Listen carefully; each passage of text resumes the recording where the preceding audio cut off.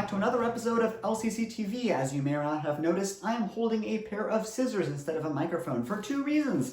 A, because I thought this would be hilarious and I'm kind of running out of jokes, and also B, to illustrate the fact that I am recording this from home. So lots has changed since the last time we made an LCCTV episode, but we're still going and we're still really happy to be doing so.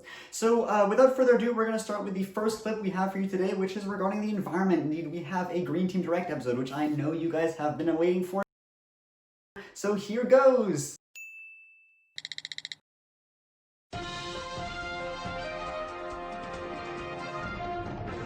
Hey everyone, you're watching Green Team Direct. This is season 2, so we're continuing this tradition. If you're not familiar with Green Team Direct, that is completely fine. Green Team Direct is LCC's internal newscast, if you will. This is where we advertise or we spill the tea with anything concerning the environment, both at LCC and globally. This is also where we talk about any environmental initiatives taking place at the schools. This is where you can kind of get to know what exactly we do at Green Team and what it is that we do. So yeah, that's about it. Before moving on, I'd also like to take the time to acknowledge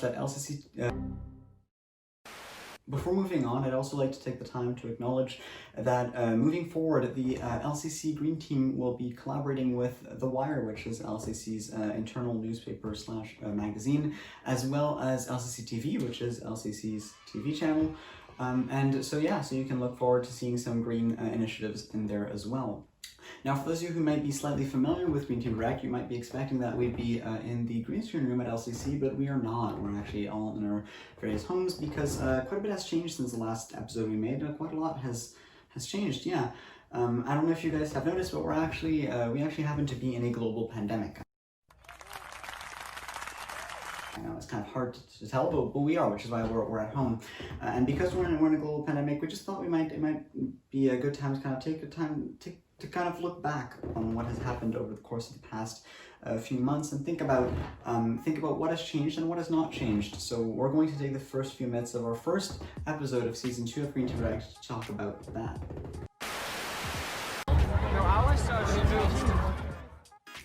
It has been over a year since a large part of our school went to the climate march to demand action against climate change from the government. But has anything changed since? Sadly, I don't think that the Canadian government has done a lot when it comes to environmental issues, but that does not mean that they have become of any less importance. The recovery from COVID-19 marks one of the best opportunities we will ever have to implement new green legislation, and in the speech from the throne, the Liberals talked about some of their goals for a better future, which included addressing climate change and toxic pollution. So now it is up to us to hold them accountable so that these will not only be empty promises without actual action. It's nice cheering and holding up our signs and walking around Montreal. I can imagine. And finally, is there anything... We should also look back at the time that has passed and be critical of our own actions and habits. Have you taken any steps for a more sustainable world? To fight climate change, we need to combine forces on a personal, local, national, and international level.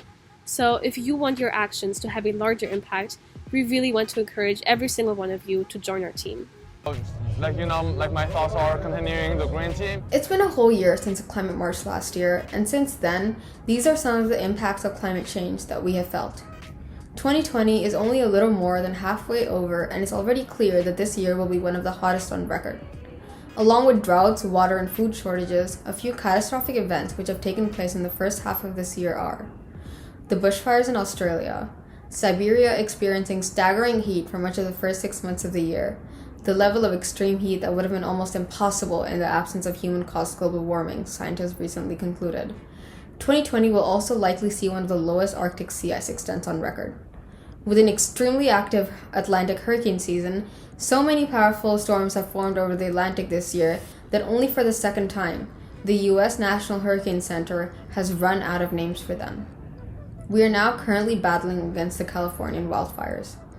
These are only a few of the events that have taken place and have been influenced by climate change, along with so many more which have impacted countless lives across the globe. Well, that's all we have for you today, folks. I really hope you enjoyed. As you'll notice, I'm wearing a different shirt because we actually recorded this on two different recordings, but that's not exactly the point. The point is that I really hope you guys learned something from this. I know it kind of might have sounded a bit more doom and gloom than we would have really hoped so, but we really just want to encourage you to join and make a difference, because it is in your power to make a difference. And once again, if there are any things you want to suggest that we add to Green Team Direct or the Green Team in general, please do not hesitate to ask us. We are open to your suggestions. Thank you so much and have a great rest of your day. LCCTV, I would like to thank all of our reporters.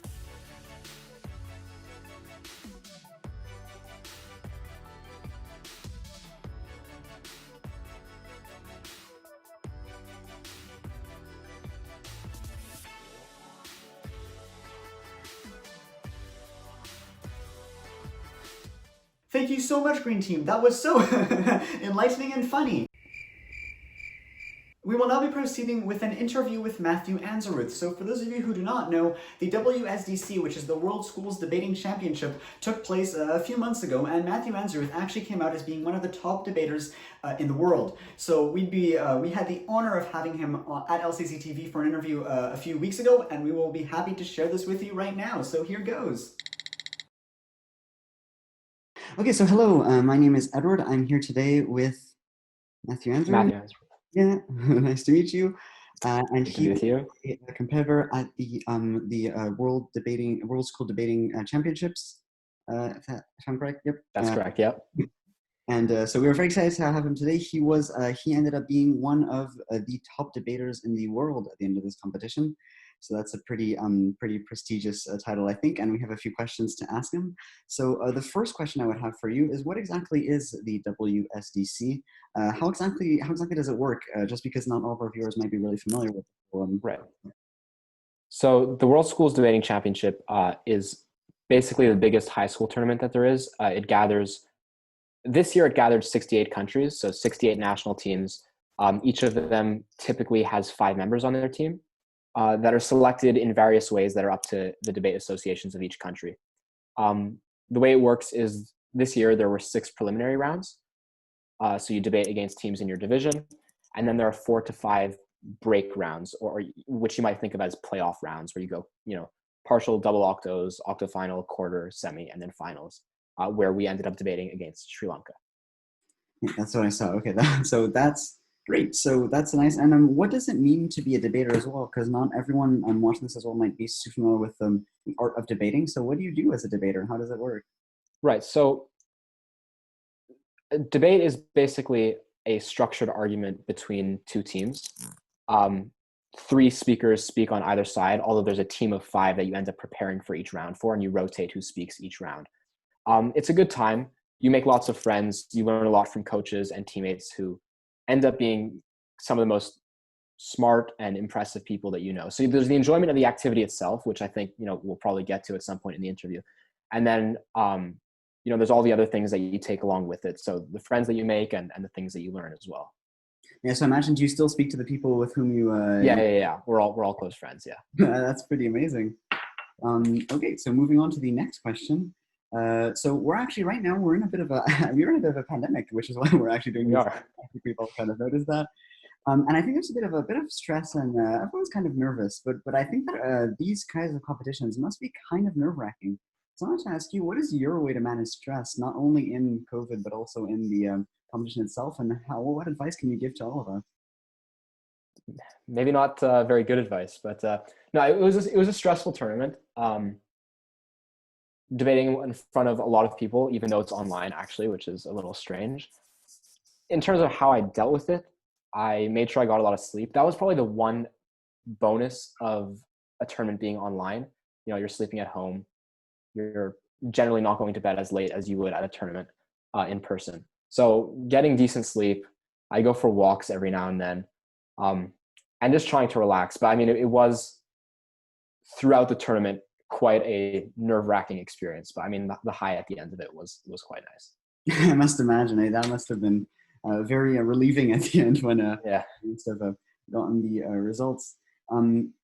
Must have been actually, you were speaking about how there was no audience. So that must have been kind of, did they sort of simulate an audience, or was this sort of, did you have any feedback whatsoever from the people who were listening, or?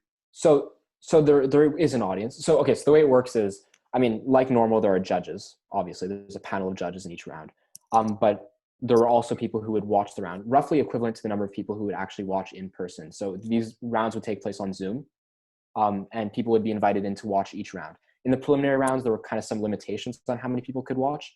But then once you got to the break rounds or the playoff rounds, it was all live streamed on YouTube. So, as many people as possible could watch, really. I see. Okay. And did you get to see the people who were watching you? Did that sort of change anything? I'm not sure if we did actually, because on Zoom there's kind of this, Exactly. you can't really see everyone, but I'm sure if I wanted to, I probably could have scrolled down and seen people. Yeah. Imagine it's been a bit better though, to not have like sort of, because if it had been in person, you would have had a whole like audience sort of Yeah. listening eagerly for your presentation. Yeah, I would say it probably would have been more nerve-wracking on a stage in front of like a whole huge crowd of people. So maybe it just makes you forget about that, even though the people are still there behind their screens. Yeah. Forget that there's an audience. That's a good point. I think of that. And so also, I guess one of my main questions was, how does it feel to be one of the best debaters in the world? How has that changed things for you? Has that changed your perception of anything, of any way? No, not particularly. I mean, I think it feels good. Another thing is, as you get good at debating and you kind of develop, you become more and more aware of what you're good at, but also more and more acutely aware of what you're bad at. So debate is kind of simultaneously this personally satisfying experience of succeeding, but then also very humbling, because you have these teammates and these opponents and these coaches who have their respective strengths and weaknesses, and who you learn a ton from, because they are much better than you in some respects, and you have your strengths and weaknesses. But in that sense, I think debate is very much about learning from the other people that you are on a team with, and even those that you debate against as well. So it was a learning experience as well for Yeah. Okay, that's good to know. How was the preparation leading up to the moment?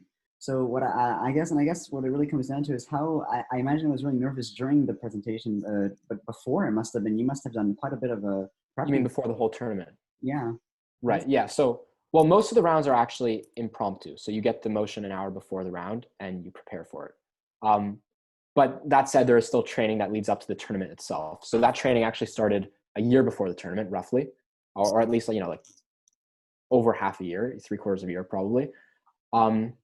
And we do practice rounds, some research, strengthening different elements of debating. So strategy, knowledge, all these different kinds of things.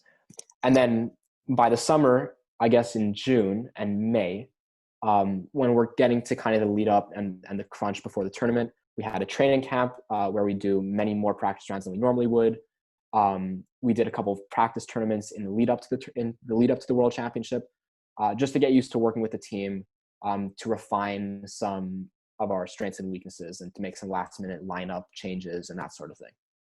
And when you're researching, do you just sort of like research everything, or is there some topics that they sort of give you and you? Well, right. So at the World Championship, there were 3 prepared motions.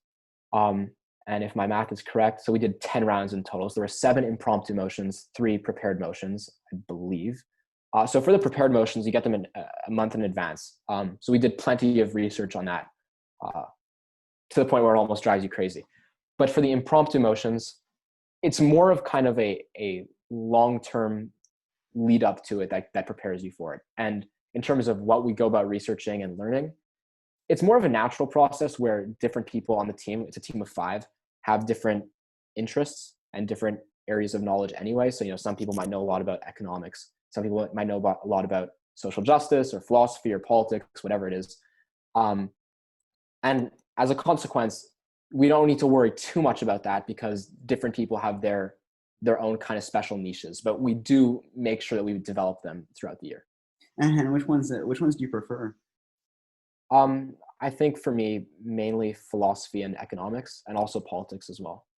And in terms of the motions, do you prefer to have them impromptu or prepared in advance? Yeah, impromptu is better, but I mean, it's nice to have a bit of a mixture, because prepared motions are really where you achieve a depth of understanding and knowledge that you obviously can't in an impromptu motion where you're not even allowed to do any research at all in the hour leading up to the round. That said, there's a certain thrill about impromptu debate where you're left to your own devices and you prepare in the hour before the round. That is exciting as well.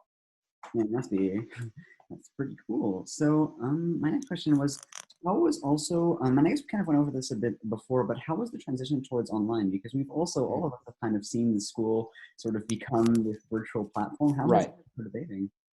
Well, I mean, one advantage, I mean, overall, debating in person is much better, in my opinion.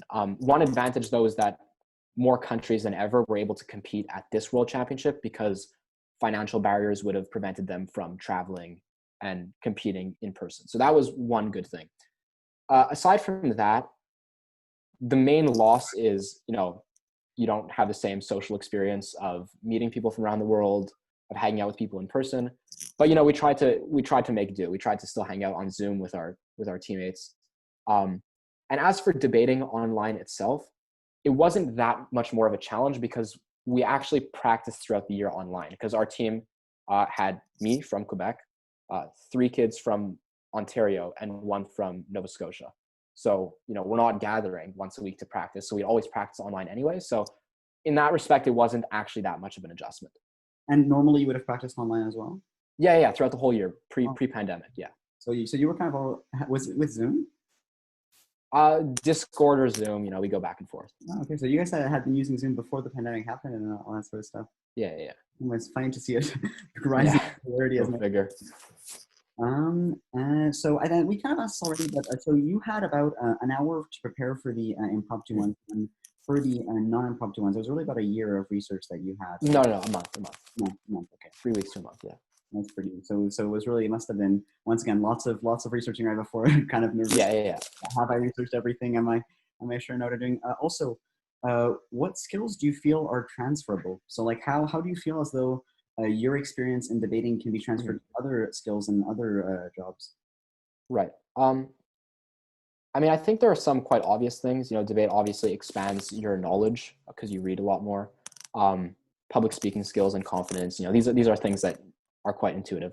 But I think the more important thing about debating is just, and this is a little bit hard to express, but I think it's just the way that it teaches you to think a little bit differently. So at a greater depth, because debate is a very logic heavy activity. It's about making logically coherent arguments, poking holes in other sides' arguments, and doing all this with kind of like this strategic vision of the round. It's kind of like a chess game, but just with the variation of discussing interesting topics. And so because of that, I do think it kind of just trains the mind in a way that is useful in most other things that you can go about doing. It might seem less intuitive and direct than something like public speaking, but to me, that's the more important thing that I've drawn from debating. Yeah. Well, that's, I must say that when I think of debating, I always think of lawyers and that sort of thing in the court. Is that sort of, are you interested in that? Is that where you want? Yeah, I think I will go to law school. Yeah. That's good to know. And also, well, once again, how do you feel? Do you feel as though it's made everything different? Do you feel different now that it's over? Now that everything's done, are you going to continue doing debating afterwards? And what are you going to do? Well, I'm still on the team, so I have one more year on Team Canada because you graduate at the end of grade 12. So most of my teammates, the 4 others who are on the team, they're off to their respective universities. I have one more year, so I'm kind of just repeating the process over again with a bunch of new teammates this time. I'm still enjoying it, and we'll see from there. Yeah, and there are debating teams in universities, I imagine, as well, and those types of things. So yeah, they're not national teams though. Once you get to university, you just debate for your institution, for your university. Okay, so you were debating for Canada, not for LCC, not for Quebec, but for Canada. Yeah, for Canada this time. Well, that's thank you so much. I appreciate it. It was a good discussion. I think we learned a lot from this, and yeah. So this is Edouard from LCCTV signing off with Matthew Anzarouth. Thank you so much for having listened to this episode of LCCTV. I hope you found it both enlightening and entertaining. I also hope that you found it funny that I was holding scissors for half the time. I found it hilarious, and I am running out of jokes once again. But once again, if you have anything you would like to suggest, or there's anything that you would like as a student that you think should be shared, please let me know, and we'll be happy to have you on the show. Once again, thank you so much, and have a great rest of your day.